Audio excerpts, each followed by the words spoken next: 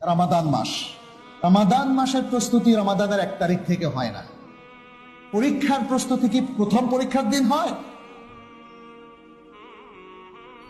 ইয়াউমুল মাহশার অথবা ইয়াউমুল হাশর, ইয়াউমুল জাযা, ইয়াউমুদ দ্বীন, ইয়াউমুল কিয়ামা, তার প্রস্তুতি কি আল্লাহর সামনে দাঁড়ানোর পরে হয়? অবশ্যই না।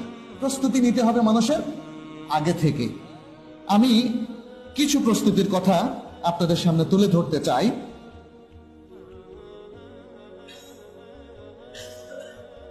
আচ্ছা, প্রথম প্রস্তুতি হচ্ছে রমাদান মাসকে সম্মানের সাথে, মাহাব্বার সাথে, ভালোবাসার সাথে এবং গুপ্তধন পাওয়ার মতো নিজেকে সৌভাগ্যবান মনে করার সাথে রমাদান মাসকে গ্রহণ করা। আজকে যদি আমাদের কাছে একজন মেহমান উপস্থিত হন, অত্যন্ত সম্মানিত, যাকে দেখলে আমাদের মনটা খুশিতে বাগবাগ হয়ে ওঠে, ভালোবাসতে ইচ্ছে করে, শ্রদ্ধা করতে ইচ্ছে করে, তার কথা শুনতে ইচ্ছে করে, তাকে কিভাবে আমরা সংবর্ধনা জানাবো?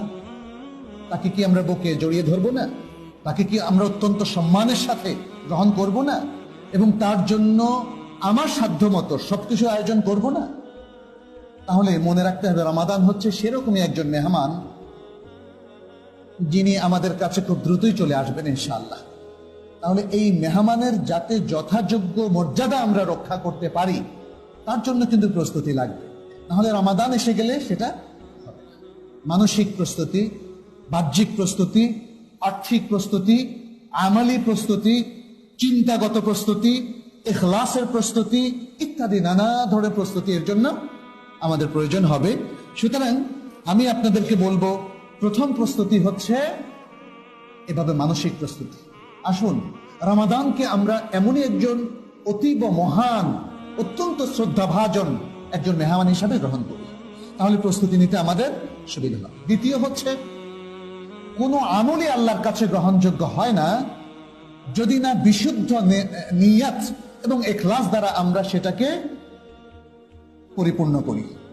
কারণ আমলের শুদ্ধাশুদ্ধি নিয়তের শুদ্ধাশুদ্ধির উপর নির্ভরশীল। ইন্নামাল আমালু বিন্নিয়াত। অতএব সিয়াম এর মাধ্যমে আমাদের আমল শুদ্ধ হতে পারে। সিয়াম ইটসেলফ এটা একটা বড় মহান আমল, যে আমলটা যদি নিয়ত শুদ্ধ না হয় তাহলে কখনোই শুদ্ধ হবে না।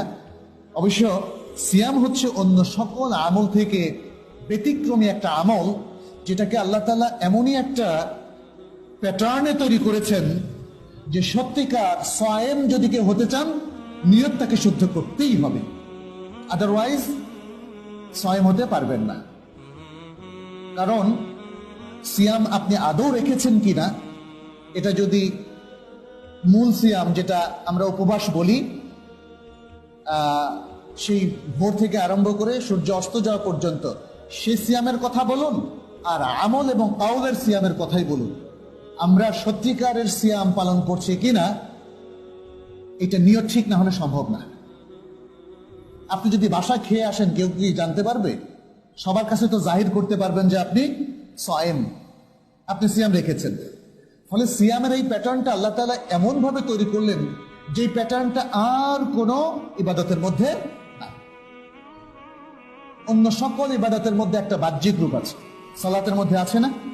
আপনার সালাত দেখে হয়তো অনেকেই বলবে, আহ কত ভালো মুসল্লি, কত ভালো আল্লাহওয়ালা, কপালে দাগ পর্যন্ত পড়ে গেছে, অথচ আপনার ভিতরে মুআমালা ভালো নাও হতে। মানুষের বাহ্যিক আমলই তার শেষ কথা নয়, তার ভেতরটা শুদ্ধ হওয়াটা হচ্ছে মেইন কথা। অতএব আল্লাহ তাআলা এই জন্য একটা ইবাদতের ব্যবস্থা করলেন যাতে আমাদের ভেতরটা শুদ্ধ হয়। এই জন্য সিয়াম হচ্ছে সেই আমল যেটা প্রকৃত মুত্তাকি প্রডিউস করে, প্রকৃত মুত্তাকি প্রডিউস করে। সিয়াম হচ্ছে সে একমাত্র আমল। হাজী সাহেবরা আলহাজ লাগায় ফেলেন, তাই না? ওমরাকারীরা দেখেই বোঝা যায় প্রতি বছর ওমরা করেন, অনেকে ফ্যাশনও করে, তা ট্রিপ, এক্সকারশন। কিন্তু সিয়ামের মধ্যে এক্সকারশনের কোনো সুযোগ না, কারণ সিয়াম তো শুধু ত্যাগ আর ত্যাগ, আল্লাহর ভয়ে কান্না, আল্লাহর ভয়ে আমল করা, আর পৃথিবীর ভুখানাঙা মানুষের কষ্টকে অনুভব করা, আল্লাহ সকল সৃষ্টির সাথে সমবেদনা জ্ঞাপন করা, এটা হলো সিয়ামের বড় ধরনের শিক্ষা। সিয়াম আমাদেরকে তাকওয়া শেখায়, সিয়াম আমাদেরকে ইখলাস শেখায়, সিয়াম আমাদেরকে আখলাক শেখায়, সিয়াম আমাদেরকে সবচেয়ে ভালো মানুষ হয়ে যাওয়ার মতো প্রেরণা দেয় এবং হাতে কলমে শেখায়। এই জন্য প্রথমে আমাদের নিয়তের বিশুদ্ধতা যেন আমরা অর্জন করি এবং সিয়ামের মূল লক্ষ্য যেন আমরা অর্জন করি, সে প্রস্তুতি লাগবে। কারণ আল্লাহ তাআলা বলেছেন, কুতিবা আলাইকুমুস সিয়াম কামা কুতিবা আলাল্লাযীনা মিন ক্বাবলিকুম লাআল্লাকুম তাত্তাকুন।